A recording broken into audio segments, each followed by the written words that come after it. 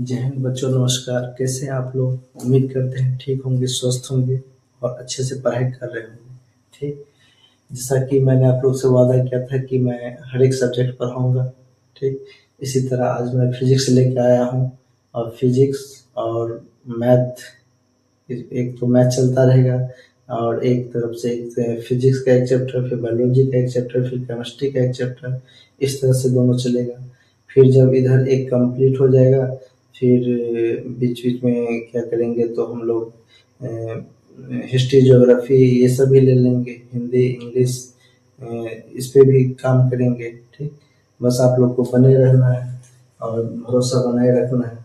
देखिए, जैसे फिजिक्स में हो गया, पहला चैप्टर हो गया प्रकाश। प्रकाश का परावर्तन तथा अपवर्तन। ठीक, ये है 9वां चैप्टर है। ठीक, फिजिक्स का पहला चैप्टर हो गया। तो इसमें प्रकाश किरण, इसमें क्या पढ़ेंगे? प्रकाश का किरण के बारे में। आखिर प्रकाश क्या चीज है? प्रकाश सीधी गमन करती है या टेढ़ी गमन करती है? प्रकाश कहाँ से प्राप्त होता है? प्रकाश का सबसे बड़ा स्रोत क्या है? ठीक, ये सब पढ़ाई करेंगे। फिर प्रकाश अगर नहीं रहे तो क्या हो जाता है? पूरे अंधेरा छा जाता है, जानते ही हैं, उसमें कोई वस्तु दिखाई नहीं देती है। फिर उसके प्रकाश अगर हम किसी वस्तु पे जैसे पड़ता है, जैसे ऐना हो गया, बचपन के वो दिन याद करिए। ऐना, ऐना पर जब प्रकाश पड़ती थी धूप में लेकर के, किसी के आंख पे ऐसे दीजिए, मतलब चेहरे पे कहीं डालिए तो प्रकाश इधर से जैसे आ रही है और इधर छाँव भी है तो आप वहाँ पे धूप वहाँ पहुँच जाता था परावर्तन के माध्यम से। या कोई आपके साथ जैसे खिलवाड़ किया हो, जैसे कोई आंख आपका चुंधराया हो, बचपन में हम लोग भी क्या करते थे।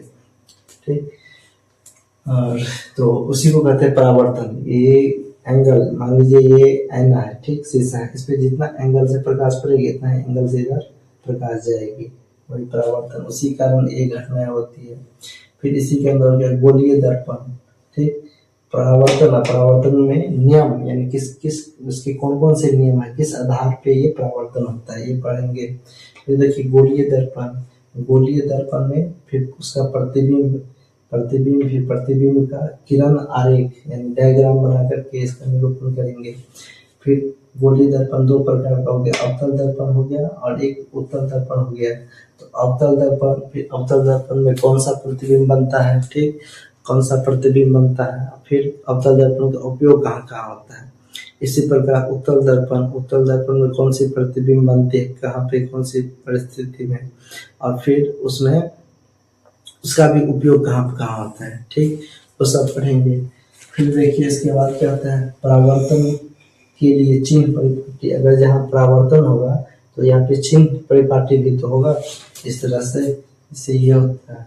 तो इधर अगर प्लस है, इधर प्लस है, इधर माइनस, माइनस, माइनस, इस तरह से चिन्ह परिपाटी होता है। ठीक, ट्रिग्नोमेट्री में भी पढ़े हुएगा, यहाँ भी हो जाएगा। फिर दर्पण है तो उसका कुछ सूत्र होगा, जैसे 1/1 भी प्लस 1/u, 1/u बराबर 1/f, इस तरह से सूत्र पढ़िएगा। इसका उपयोग, इस पे कुछ सवाल भी बनाएंगे। ठीक ना, सवाल भी शुरू करेंगे। फिर आवर्धन, आवर्धन का मतलब हो गया कोई चीज को बड़ा करके दिखाना। कोई छोटा चीज है, हम लोग चश्मा क्यों पहनते हैं, उस चीज को बड़ा करके दिखाना, या अगर बड़ा है तो उसको छोटा करके दिखाना। ठीक, आवर्धन हो जाएगा। तो ये परावर्तन से संबंधित चीज होती है। इसी तरह अपवर्तन से संबंधित चीज है। अपवर्तन कहाँ होता है? देखिए, परावर्तन होता है दर्पण में, दर्पण में परावर्तन होता है, ये भी एक क्वेश्चन हो गया। परावर्तन होता है दर्पण में और अपवर्तन कहाँ होता है? लेंस में। ठीक, तो आयताकार स्लैब, एक उसमें अपवर्तनांक होता है, अपवर्तन, अपवर्तनांक, उसमें एक अपवर्तनांक भी पढ़ेंगे, अपवर्तनांक भी पढ़ेंगे। ठीक, कांच के आयताकार स्लैब से अपवर्तन, ये कांच का जैसे स्लैब होता है। ठीक, ये कांच का एक स्लैब हो गया, इस पे प्रकाश पड़ेगा, फिर इसका अपवर्तन कैसे होगा ये पढ़ेंगे। ठीक, फिर गोलीय लेंस द्वारा अपवर्तन। ये जो गोलीय लेंस होता है, जिस तरह से गोलीय दर्पण था इसी तरह से गोलीय लेंस, लेंस भी दो प्रकार का हो जाएगा, एक अवतल लेंस, एक उत्तल लेंस।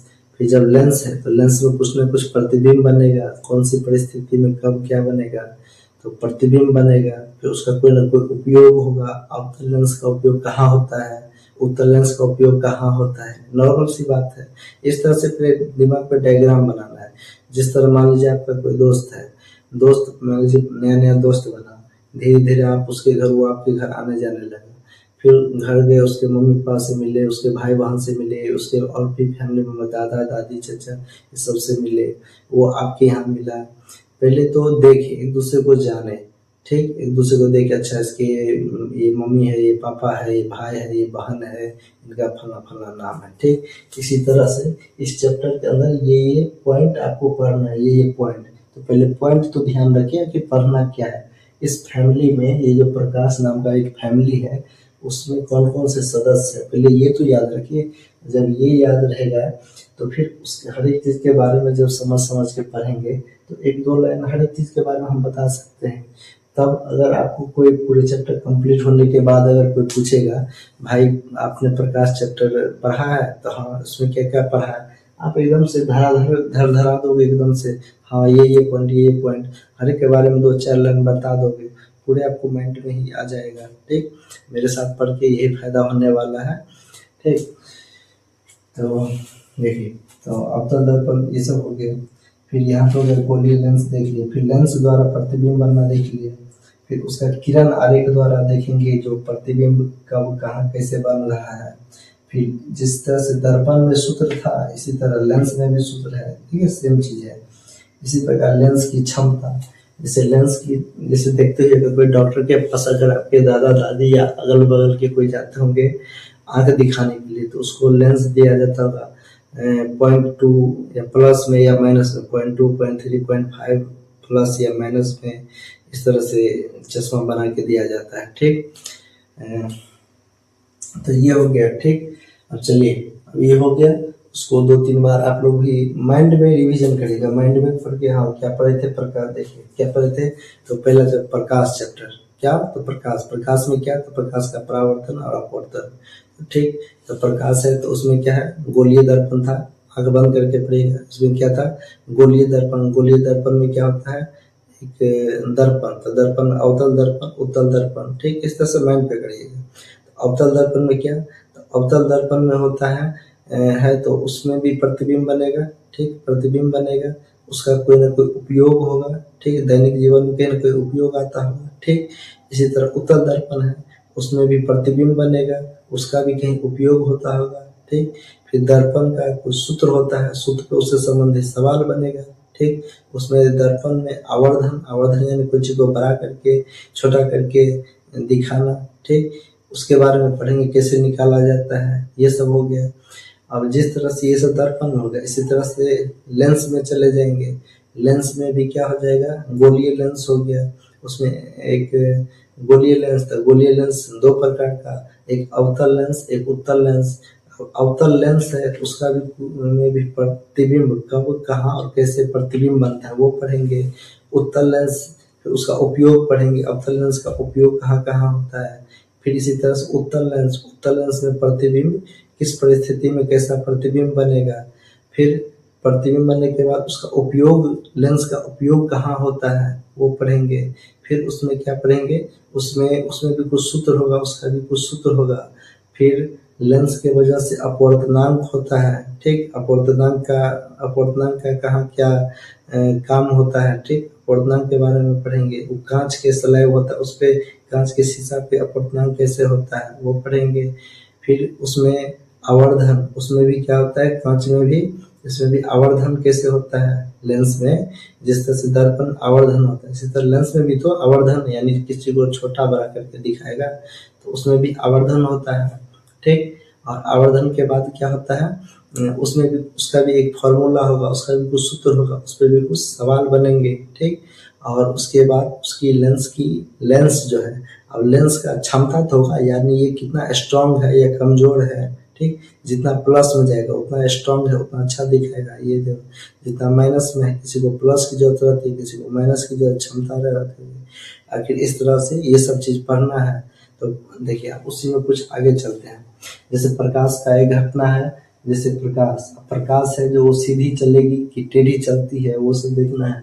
फिर एक विवर्तन हो गया, विवर्तन के बारे में जानेंगे। देखिए जैसे देखिए प्रकाश, ठीक।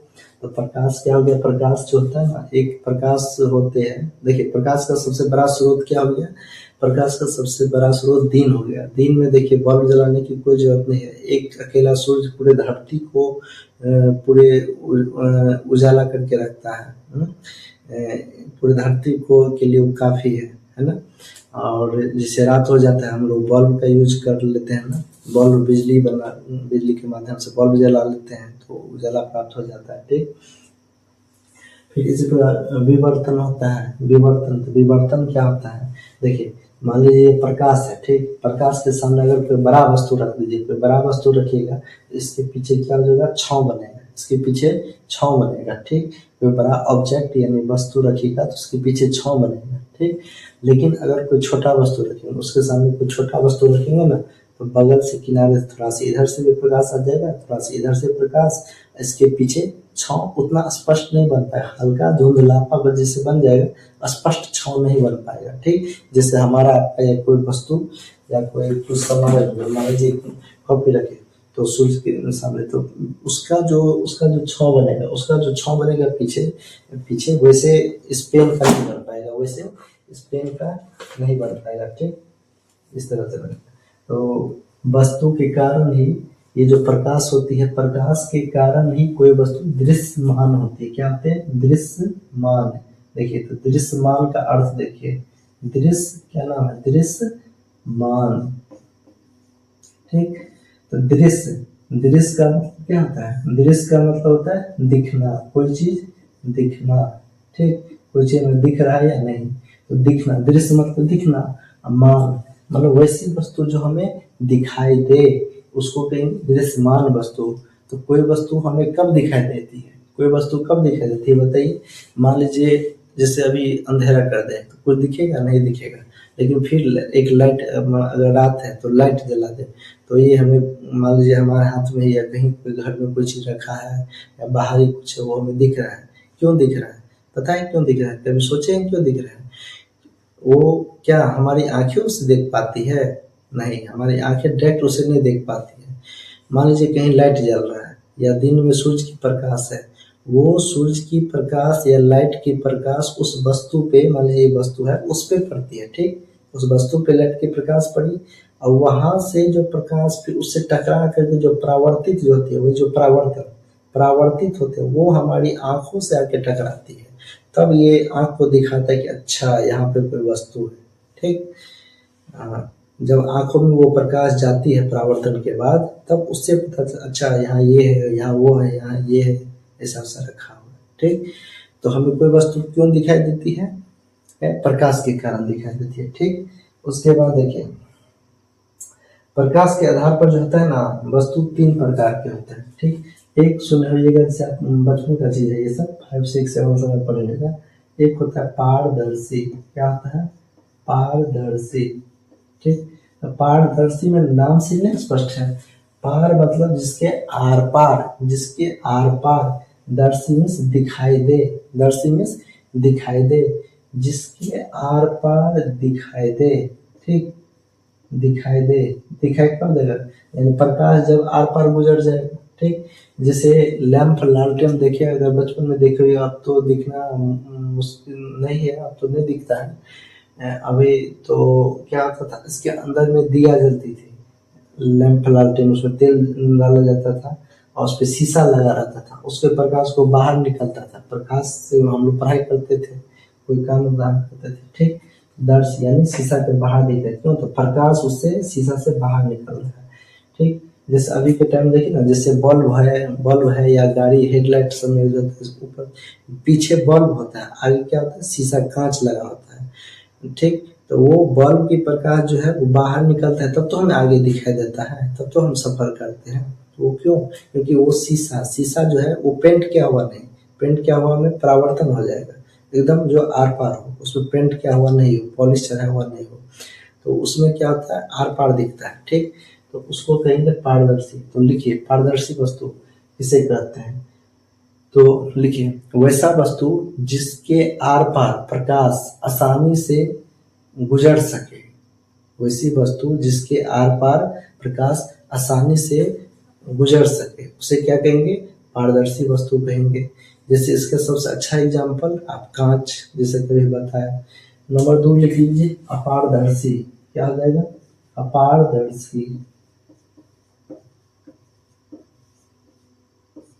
देखिए इसमें नाम है अपार, अ मतलब नहीं, पार मतलब आर पार, आर पार, दर्शी में दिखाई दे। जब प्रकाश से नहीं आर पार जाएगा तो आपको उस पार क्या है दिखाई कैसे देगा। अब मान लीजिए है और यहाँ पे हम रख दिए, कॉपी रख दिए, अब उसके आर पार क्या है आप हमको देख रहे हैं, नहीं ना देख रहे हैं, वही हटा दिए तो आप देख रहे हैं ना। या वही पे अगर हम शीशा रखते तो आप तो भी आप हमको देख लेते ना, वही हो गया। तो अपारदर्शी लिखेगा वैसा वस्तु जिसके आर पार प्रकाश नहीं गुजर सके, वैसी वस्तु जिसके आर पार प्रकाश नहीं गुजर सके उसे क्या कहेंगे, अपारदर्शी वस्तु। ठीक।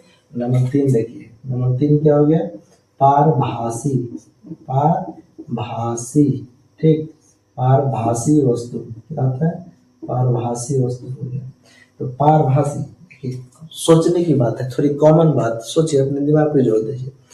एक हो गया पारदर्शी जिसके हम आर पार जा रहे हैं, एक हो गया अपारदर्शी जो हमें रोक रहा है, हमें जाने नहीं दे रहा है। ठीक, तो ये तीसरा कौन हो गया भाई, ये तीसरा कौन हो गया, पारभासी क्या हो गया। तो पारभासी उसको कहेंगे जिसको थोड़ा भी जगह मिला सेटिंग करके इधर उधर से कहीं से घुस गया। इससे भीड़ भाड़ में लगता है, कितना भी भीड़ रहेगा उसमें कुछ लोग एकदम से घुस घुस के कहीं से निकल जाता है, चला जाता है, आगे चल जाता है ना। उसी तरह प्रकाश भी, जैसे आप छेछन्नी कर सकते, छेछन्नी में क्या होता है, जाली जो बना रहता है ना, जाली। मान लीजिए एकदम से छेछन्नी बना है, ठीक। अब इस पे टॉर्च मारेगा, इस पे टॉर्च मारेगा तो ये जो बीच बीच का जगह है वहां पे प्रकाश जाएगा, जहाँ पे धागा है उसका तो उसके सामने में छांव बन जाएगा, जैसे मच्छरदानी हो गया। ठीक। और एक एग्जाम्पल लीजिए तो जैसे तेल लगा हुआ कागज, जैसे मम्मी कहीं तेल रखती है, आपका मान लीजिए कॉपी किताब है या घर में कोई बच्चा है, आपको आप पढ़ाई कर रहे थे, इधर उधर चल गए, तेल रखा था बच्चा, तेल उस पर गिर गया, हाँ, तो वो उस पर कभी टॉर्च मार के उस पर लाइट के आर पार देखिएगा, वो थोड़ा हल्का धुंधला दिखता है। ठीक, तो ये सब हो गया, पारभासी का एग्जाम्पल हो गया। ठीक, चलिए समझ गए। प्रकाश, प्रकाश जो है सीधी रेखा में गमन करती है, वो हम कैसे समझे सीधी रेखा में, क्योंकि अगर उसके सामने में कोई हम वस्तु अगर रख दे अपारदर्शी वस्तु तो उसके उस पार प्रकाश नहीं जा पाती है। इससे हमें क्या पता चलता है, प्रकाश सीधी रेखा में गमन करती है। अगर प्रकाश सीधी रेखा में गमन नहीं करती, टेढ़ी करती, तो कितना भी बड़ा वस्तु रखते इधर से आकर के पीछे में भी चला जाता ना, यहाँ भी इजोत कर देता है, उजाला कर देता ना। इसलिए ये समझ गए, विवर्तन समझ गए। अगर कोई छोटी वस्तु है, छोटी अपारदर्शी वस्तु है, तो उसके किनारे से मुड़ करके इसका प्रकाश जो है ये किनारे से मुड़ मुड़ जाएगा, इसका छांव नहीं बनने देगा ना, उसको विवर्तन कहेंगे। ठीक, विवर्तन को आप लिख लीजिए, विवर्तन को क्या लिख सकते हैं, विवर्तन लिख सकते हैं, यदि प्रकाश के पथ में, यदि प्रकाश के पथ में कोई प्रकाश के पथ में रखी अपारदर्शी वस्तु, प्रकाश के पथ में अगर कोई रखी हुई अपारदर्शी वस्तु अत्यंत छोटी है, क्या है, अत्यंत छोटी, बड़ी नहीं, बड़ी में नहीं जा पाए, लेकिन अगर अत्यंत छोटी है उसे किनारे से मुड़ के आ जाएगा। ठीक, अत्यंत छोटी हो तो प्रकाश सरल रेखा में चलने के, प्रकाश सरल रेखा में चलने के बजाय, सरल मतलब सीधी रेखा, सीधी रेखा में चलने के बजाय बजाय इसके किनारे पर मुड़ मुड़ जाती है, इसके किनारे पर क्या होता है, सीधी न चल के किनारे पर मुड़ जाती है। ठीक, इसी घटना को क्या कहते हैं, विवर्तन कहते हैं। ठीक, समझ गए, विवर्तन भी समझ गए, लिख भी ली। चलिए अब हम देख लेते हैं प्रकाश का परावर्तन, क्या देखते हैं, इतना समझ गए। चलिए अब देखते हैं हम लोग प्रकाश का,